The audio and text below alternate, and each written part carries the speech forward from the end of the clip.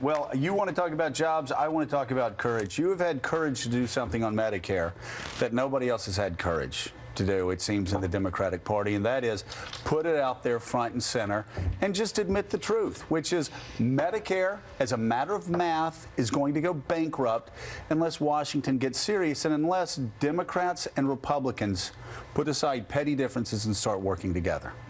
Joe, there are a lot of members of Congress that are trying to be bipartisan. Frankly, it doesn't get a lot of press, and I want to just say I appreciate the fact that you all want to once in a while talk about cooperation rather than conflict. My background is working with seniors. That's what I did. I ran a legal aid program. I was a public member of the nursing home board. And this is not about ideology. This is about what's really happening out there. You talk to seniors, they can't get a doctor to see them. Right. They make half a dozen calls if they have high blood pressure, they have a heart condition.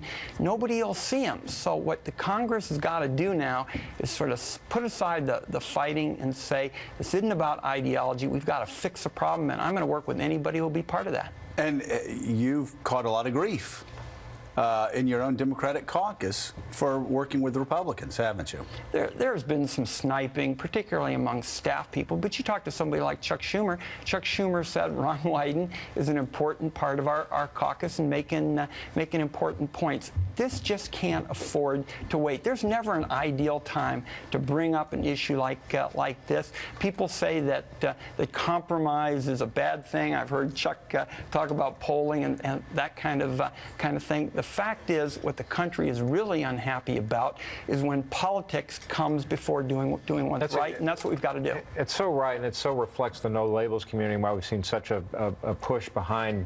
Americans want this sort of action, and God bless you for doing what everybody else, what most Americans think is so obvious. We know what the problems are. We know what we have to do. We know that we haven't changed these entitlements in 15 years, and yet life expectancy is 15 years greater.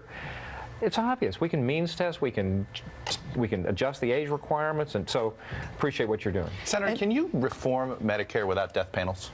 And I say this, and I'm being sarcastic about the death panels, but these panels that basically say, hey, guess what? At 85 years old, there's certain tests you're not going to get anymore. Medicare might not cover certain things, which, of course, got turned into death panels and became politically toxic. Can you reform Medicare without it? Of course you can. The fact is, people are already looking at end-of-life alternatives, particularly hospice.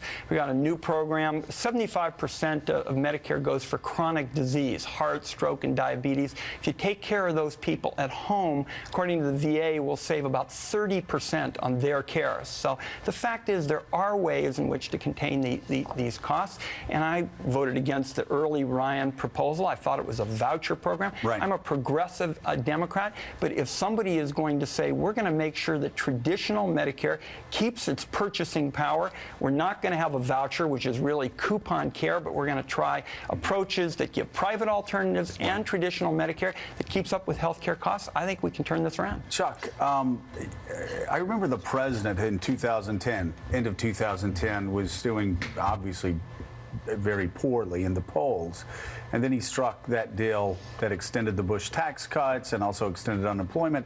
His numbers went up not because of the specifics of that deal, but just because he was cooperating with the Republicans. Republicans were cooperating with him.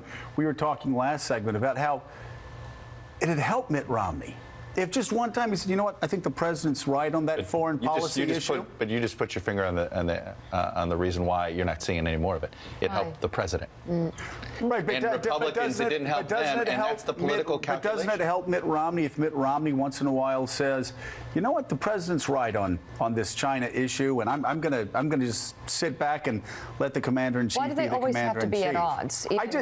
Aren't you finding independents are hungering for the two parties to work together? Yeah, well, what you see is you see the negatives for the two parties going down, and Republicans are in worse shape than the Democrats, but it's not like the Democrats are. You mean the negatives are going up? Well, no, but their favorable ratings are going down. For both parties. They don't recognize. I mean, they recognize that they want. It's a race to the bottom.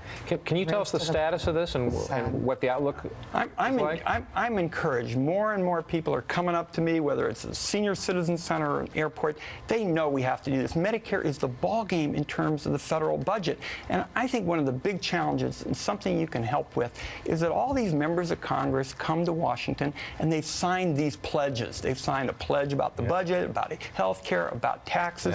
I don't sign these pledges, number one. You. But if there was a pledge that I was going to sign, I'd sign a pledge to put problem solving in the country's interest before any of these special interest or caucus kind of drills. And you can ask people who can come on your show if they do that. So Chuck was just talking about how the party's favorability numbers are collapsing. Oregon has always been seen as an independent state. Do you think a third-party candidate could win out in Oregon? Well, first of all, I think people who have independent ideas can win under any kind of circumstance. But I'll tell you, I went through a campaign in 2010, and I told the people of Oregon that I was going to approach problem solving and putting the country's interests first.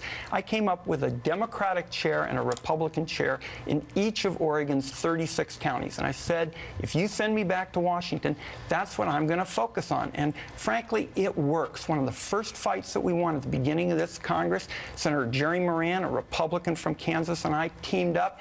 We won this fight to make sure that the internet stayed free and open. You wouldn't turn websites into web cops. Not only does it work substantively, I think voters are looking for it.